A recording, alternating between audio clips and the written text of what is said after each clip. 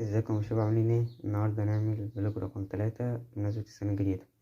نروح نصلي الفجر ونرجع نشوف هنعمل ايه.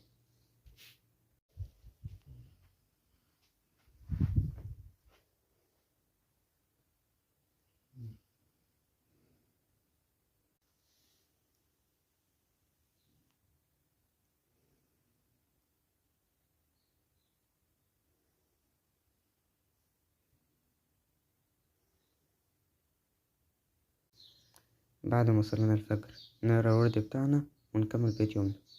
نرجع لكم تاني. طبعا زي ما اتعودنا بنكتب اهدافنا كل يوم، يعني احنا بنكتب اهداف اليوم اللي احنا هنعمل فيه ايه، ايه اللي هيحصل في اليوم ده، ايه اللي هيجرى في اليوم ده. فاحنا لازم نكتب كل حاجة. نجيب بس كده الدفتر والقلم، نبدأ بقى. بسم الله الرحمن الرحيم. طبعا بعد ما كتبنا هدفنا يلا بينا ننفذها. نلبس بس النضارة، يلا بينا. طبعا انا قبل ما اعمل اي حاجة لازم اسمع حاجة تحفزني، لازم اسمع حاجة تخليني اكسر المادة، يعني تخليني افرم اي حاجة قدامي. فاحسن حاجة بسمعها هو المقطع بتاع مستر قزازي. اسمعوا كده معايا. هذا هو الشيء اللي هن بيساووه. شغلتهم ينزلوا من قيمتك، شغلتهم يخلوك تقعد في البيت. خلي العالم التانيين يعيشوا حياة فقيرة بس مو انت. خلي العالم التانيين ما يكون عندهم لامبورجيني بس مو انت. خلي العالم التانيين يضلوا بنفس المكان ويموتوا بنفس المكان بس مو انت. طاقة مثل الكذب، حماس مثل الكذب. كل يوم بتفيق الساعة 4 الصبح لحتى تحقق الهدف اللي انت بدك اياه. بتحط اهلك قدامك، شغفك قدامك، بتطلع على امك اللي عايشه بالبيت لحالها او اخواتك الصغار، حطهم قدامك لحتى يشتغل الحماس اللي جواتك لحتى تفجر ام العالم.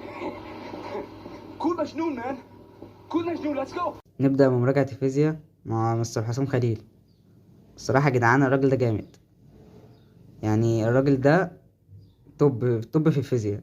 هو الوحيد اللي على اليوتيوب اللي من الناس التقيلة جدا في الفيزياء، حسن مستوى جدا يعني. انصح اي حد في اولى او تانية او تالتة ثانوي يتفرج عليه، هيستفاد كتير. A few moments later. ان شاء الله ابشر. احاول اقنع الاساتذه، ادعوا كده ربنا يهدهم لي ويوافقوا، انزلها لكم كلها على اليوتيوب ان شاء الله. كده خلصنا مراجعة الفيزياء، يلا نشوف ورانا ايه تاني. في ال HTML لو حد سأل. طبعا احنا متفقين زي كل يوم بنتعلم مهارة بتفرق في مستوانا او بنسبق بيها خطوة عن الناس. ممكن تتعلم لغة برمجة، ممكن تتعلم جرافيك ديزاين، ممكن تتعلم اي مهارة تانية. انا اخترت ان انا اتعلم لغة برمجة، واحسن واحد بيدي لغة برمجة في المجال ده هو عبد الرحمن جمال.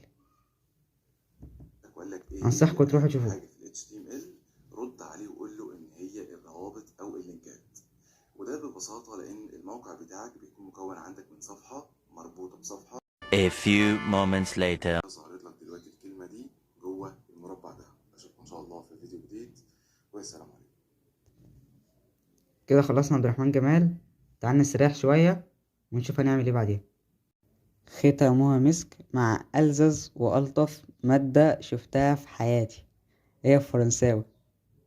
نذاكرها وكده خلصنا يومنا. باي باي.